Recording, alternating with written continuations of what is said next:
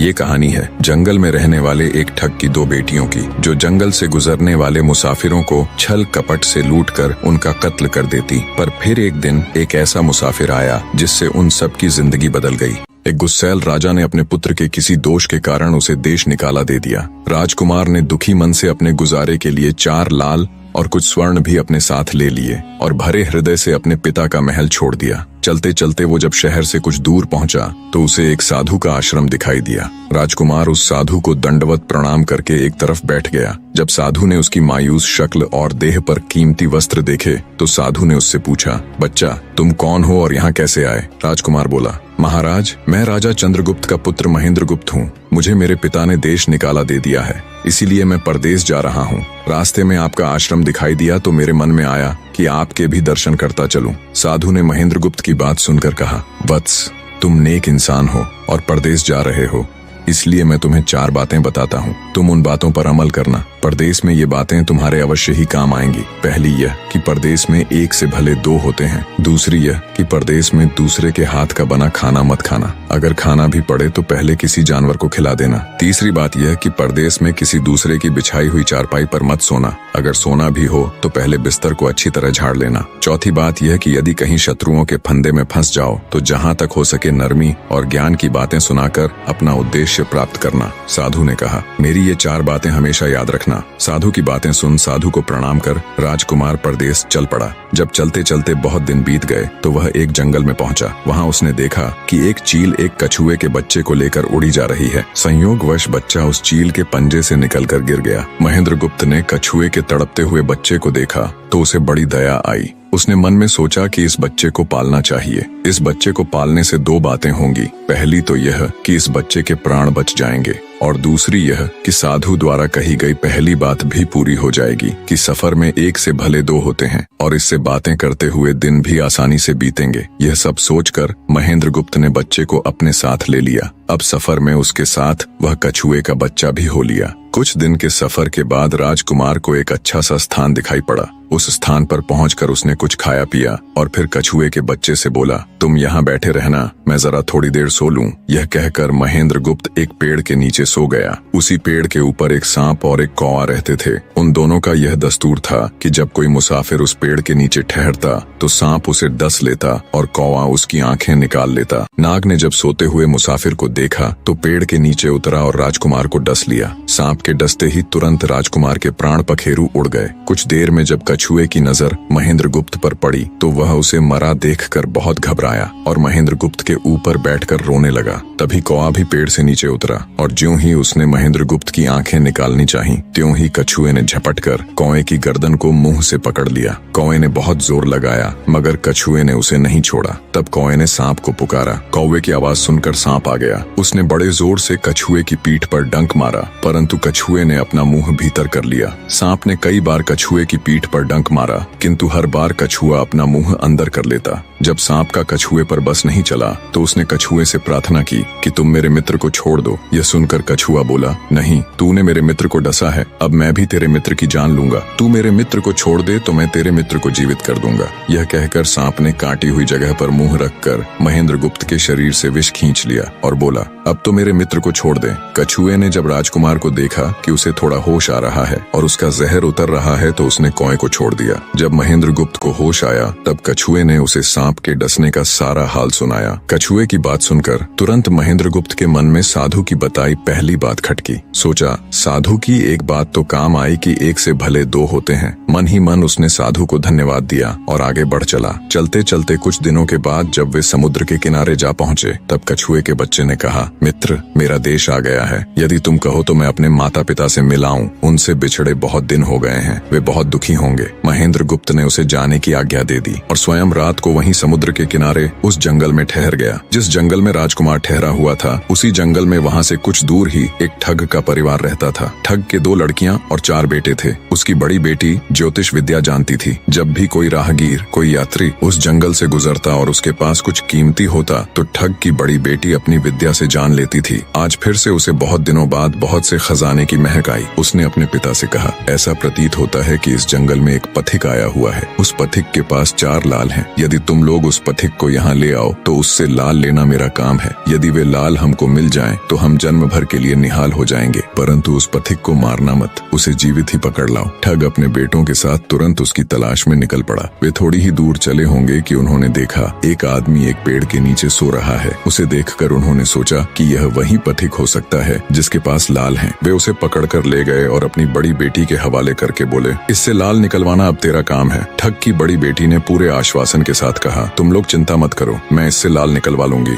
ठग की छोटी बेटी ने जब महेंद्रगुप्त को देखा तो वह दिलोजान से उस पर मोहित हो गई। पहली ही नजर में वो अपना दिल उस नौजवान राजकुमार को दे बैठी। भाइयों के डर से कुछ कह तो न सकी, लेकिन मन ही मन उसको बचाने की युक्ति सोचने लगी। कुछ देर बाद ठग की बड़ी बेटी ने खाना बनाया और उसमें जहर मिला दिया। वही खाना उसने महेंद्रगुप्त को परोस दिया। जब थाली महेंद्रगुप्त के सामने आई तो उसने खाने के लिए निवाला तोड़ जैसे ही उसे खाने को हुआ तभी उसे साधु की कही गई दूसरी बात याद आई। उसने थाली में से थोड़ा सा भोजन निकालकर कुत्ते के सामने डाल दिया। जैसे ही उस खाने को कुत्ते ने खाया वो तुरंत मर गया। यह देखकर महेंद्रगुप्त ने भोजन नहीं किया। उसने अपने मन में सोचा कि साधु की दूसरी बात भी काम आई। अपनी इस चाल को असफल होते देखकर ठग की बड़ी बेटी को गुस्सा तो बहुत आया, पर वो अपने गुस्से को अंदर ही अंदर पी गई। उसने महेंद्रगुप्त के सोने के लिए पलंग तैयार करवाया और उससे कहा, जाओ पथिक, ऊपर के कमरे में तुम्हारे लिए पलंग तैयार करवा दिया है, अब तुम आराम करो। कई दिनों की सफर की यात्रा के कारण थका हुआ राजकुमार जब ऊपर आया तो उसे बढ़िया धुली हुई चादर पलंग पर बिछी हुई दिखाई दी। सोचा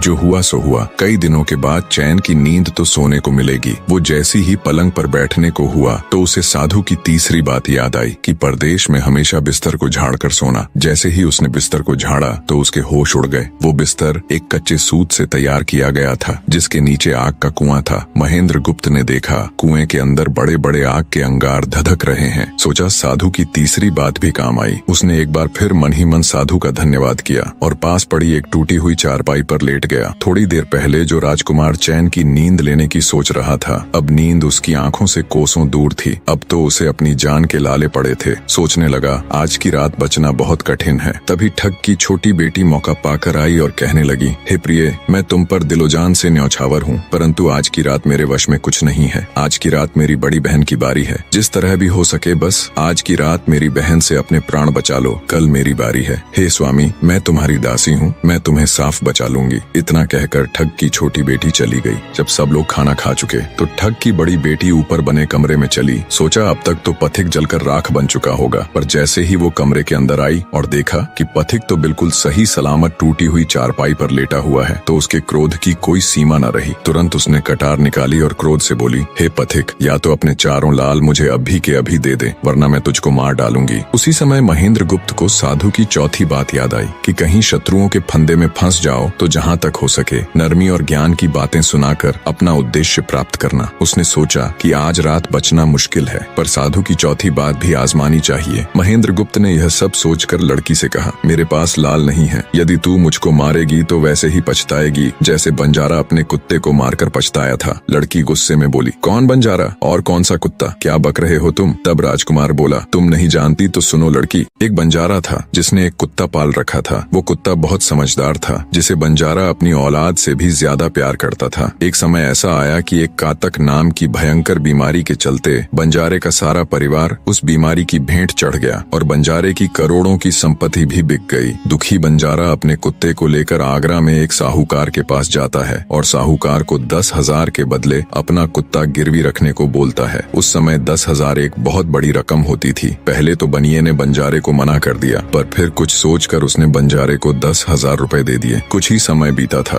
कि एक रात सेठ के घर डाकू घुस गए। बंजारे का कुत्ता सब हरकत देख रहा था। सोचा भौंकूंगा तो परिवार के सब लोग उठ जाएंगे और ये डाकू उनका भी कत्ल कर देंगे। वो चुपचाप बस उनको देखता रहा। जब डाकू सेठ के घर चोरी किए हुए धन को लेकर चल पड़े तो कुत्ता चुपचाप उनके पीछे पीछे हो लिया। सेठ के पास इतना धन था कि डाकू उसे निकाल तो लाए, पर अब उनसे वो लेकर चला भी नहीं जा रहा था। दिन भी निकलने के करीब हो चला था। डाकुओं ने सोच विचार कर उस धन को एक तालाब के अंदर छिपा दिया। सोचा बाद में आराम से निकाल ले जाएंगे। कुत्ता डाकुओं की सब करामात देख चुपचाप वापस घर चला गया। सुबह हुई तो सेठ के घर कोहराम मच गया। पता चला कि चोर सारा धन निकाल ले गए। सेठ का रो रो कर बुरा हाल था। आसपास के लोग उसे दिलासा दे रहे थे। सेठ ने रोते रोते कहा, मैंने सुना था बंजारे का कुत्ता बहुत समझदार है, पर ये नमक हराम तो एक बार भौंका तक नहीं। तभी बंजारे का कुत्ता उस सेठ की धोती पकड़कर खींचने लगा। कुत्ते की हरकत देख पास खड़े एक समझदार व्यक्ति ने सेठ से कहा, सेठ जी, ये कुत्ता कुछ कहना चाहता है, हमें इसकी सुननी चाहिए। और सभी लोग कुत्ते के पीछे पीछे हो लिए। सबको लेकर कुत्ता उसी तालाब के पास पहुंच गया जहां रात को डाकुओं ने सारा धन छिपाया था, और तालाब में घुसकर अशर्फियों से भरी थैली अपने मुंह में दबाकर बाहर आया। तुरंत सेठ के नौकर उस तालाब में कूद गए और चोरी किया हुआ सारा धन बरामद कर लिया। सब देख सेठ आंखों में अश्रु लिए कुत्ते से कहता है, मुझे माफ कर देना, मैंने तुम्हें बहुत बुरा भला कहा। सेठ ने वही कागज मंगवाया और बंजारे के नाम चिट्ठी लिखी, भाई बंजारे, तेरे कुत्ते ने मेरे 10,000 पूरे कर दिए। मैं तेरे कुत्ते को तेरे पास भेज रहा हूँ। अगर तुझे और भी 10, 20, 50,000 की जरूरत हो तो मेरे पास आकर ले जाना। इतने समझदार कुत्ते को मेरे पास छोड़ने के लिए तहे दिल से तुम्हारा धन्यवाद। बनिया चिट्ठी कुत्ते के गले में टांग उसे नम आंखों से विदाई देता है। कुत्ता घूमता घूमता जब 4-5 दिन बाद बंजारे के पास पहुंचता है तो कुत्ते को आता देख बंजारे के तन बदन में आग लग जाती है। कहता है, मैं तुझे बनिए के पास गिरवी रख कर आया था और तू वहाँ से भाग आया। तूने मेरी बेइज्जती करवा दी। गुस्से में अंधा हुआ बंजारा तुरंत पिस्तौल निकाल कुत्ते को गोली मार देता है और सिर पकड़कर वहीं बैठ जाता है। कुछ देर बाद जब उसकी नजर कुत्ते के गले में टंगी हुई पर्ची पर पड़ी तब बंजारा वो पर्ची निकाल उसे पढ़ता है। पर्ची पढ़ते ही बंजारा फट पड़ता है। वो दहाड़े मार मार खून के आंसू रोता है। पर अब भला क्या हो सकता था। बंजारे की कहानी सुना महेंद्र गुप्त ठग की बेटी से कहता है, एक और कहानी सुनो लड़की। एक राजा के पास एक बहुत समझदार पढ़ाया हुआ तोता था। वह बड़ा चतुर था। एक दिन राजा तोते को अपने साथ गंगा स्नान को ले गया और उसको घाट पर बैठाकर स्वयं स्नान करने लगा। तभी तोते की नजर अमर फल पर पड़ी जो पास ही नदी में बहता हुआ आगे बढ़ा जा रहा था। वह उसको नदी से बाहर निकाल लाया और राजा के आने पर उसको वह अमर फल देता हुआ बोला, महाराज, यह अमर फल है, इसे खा लीजिए। राजा ने कहा, मैं अकेला अमर फल खाकर क्या करूंगा, अपने बाग में लगा दूंगा। जब इसमें फल लगेंगे तब सब कुटुंबियों को खिलाकर अमर कर दूंगा। गंगा स्नान से लौटकर राजा ने वह फल माली को देकर कहा, इस फल को बाग में लगा दो। थोड़े ही दिनों में पेड़ फल फूल गया, उसमें फल लगने लगे। एक दिन एक फल पककर पेड़ से गिरा तो उसे सांप ने सूंघ लिया, जिससे वह जहरीला हो गया। अनजान माली वह अमर फल लेकर राजा के पास आया। राजा फल को देखकर बहुत खुश हुआ और कुछ सोचकर वो फल पहले कुत्ते को खाने को दिया, क्योंकि राजा बड़ा नीतिवादी और विचारवान था। वह जानता था कि बिना सोचे समझे किसी भी वस्तु को खाना ठीक नहीं होता। राजा ने ज्यों ही वह फल कुत्ते को खिलाया, कुत्ता मर गया। यह देखकर राजा ने क्रोधित होकर अपने तोते से कहा, बेईमान तोते, तू हमें जहर देकर मारना चाहता था। ये कहकर राजा ने क्रोध में आकर तोते को मार डाला और माली से कहा, इस पेड़ के चारों ओर घेरा डाल दो जिससे कोई इसका फल न खा सके। एक दिन उसी शहर में एक सास बहू में भीषण लड़ाई हुई। बुढ़िया घर से निकलकर कहने लगी, आज मैं राजा के बाग में जाकर जहर वाला फल खा लूंगी। ये कहकर वह बाग में आई और जैसे ही उसने फल तोड़कर खाया तो वह 16 वर्ष की युवती बन गई। जब राजा को यह समाचार मिला तो उसे सारा माजरा समझते देर न लगी। राजा को बड़ा दुख हुआ। वह कहने लगा,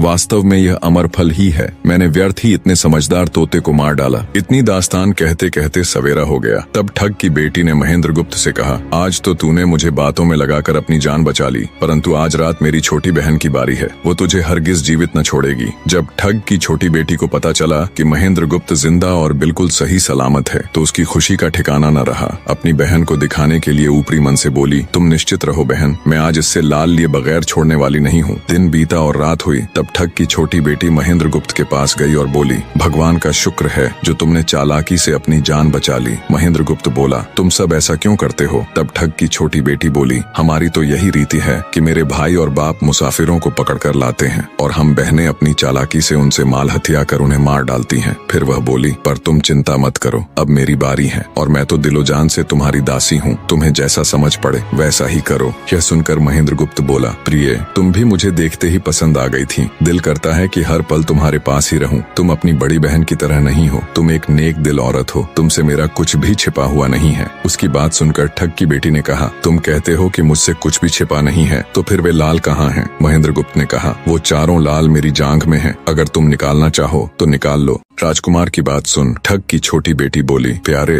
वो लाल तुम्हें ही मुबारक हो। मैं तो तुम्हारी दासी हूँ, तुम्हारे दर्शनों की प्यासी हूँ, मुझे तुम्हारे सिवाय और कुछ नहीं चाहिए। ये सुन महेंद्र गुप्त बोला, जो कुछ तुमने कहा है वह तो सब ठीक है, लेकिन ये प्यार और प्रेम की बातें सब धरी रह जाएंगी जब हमारे शरीर में प्राण ही नहीं रहेंगे, क्योंकि जब तुम्हारे बाप और भाइयों को इसका पता लगेगा तो हम दोनों की खैर नहीं। तब ठग की बेटी बोली, तुम चिंता मत करो, मेरे पास इसका भी उपाय है। आज रात को सबके सोने के बाद हम यहाँ से भाग चलेंगे और कहीं बहुत दूर रहेंगे जहाँ कभी मेरे भाई और बाप पहुँच न सके। महेंद्र गुप्त बोला, पर ये सब होगा कैसे? बोली, यहाँ से निकलने का एक ही उपाय है। मेरे पिता के पास 2 ऊँटनियाँ हैं, उनमें से एक तो दिन भर में 60 कोस चलती है और दूसरी दिन भर में 100 कोस चलती है। तुम उनमें से बड़ी वाली को खोल लाना, तब तक मैं हम दोनों के लिए कुछ धन बांध कर रख लूंगी। जब आधी रात हुई तब महेंद्र गुप्त ऊँटनी को खोलने चला गया। महेंद्र गुप्त ऊँटनी ले तो आया, मगर जल्दबाजी के कारण वह बड़ी के स्थान पर छोटी को ले आया। ठग की बेटी बहुत सा माल लेकर ऊँटनी पर बैठ गई और दोनों चल दिए। ऊँटनी जब चलते चलते 60 कोस पहुंची तो जंगल में रुककर खड़ी हो गई। बीच जंगल में ऊँटनी को खड़ी देखकर महेंद्र गुप्त और ठग की बेटी के होश उड़ गए। ठग की बेटी बोली, अनर्थ हो गया, तुम रात के अंधेरे में बड़ी ऊँटनी की जगह छोटी को ले आए। मेरे पिता और भाई आते ही होंगे, वो हमें नहीं छोड़ेंगे। इधर जब सवेरा हुआ तो ठग ने देखा कि उसकी बेटी और मुसाफिर दोनों गायब हैं। उसने सोचा कि निसंदेह वह बदमाश मेरी बेटी को भगा ले गया है। तबेले में जाकर देखा तो पाया कि छोटी ऊँटनी गायब है और बड़ी वहीं है। सोचा ज्यादा दूर नहीं गए होंगे और ऊँटनी पर सवार होकर उसने उसे तेजी से दौड़ा दिया।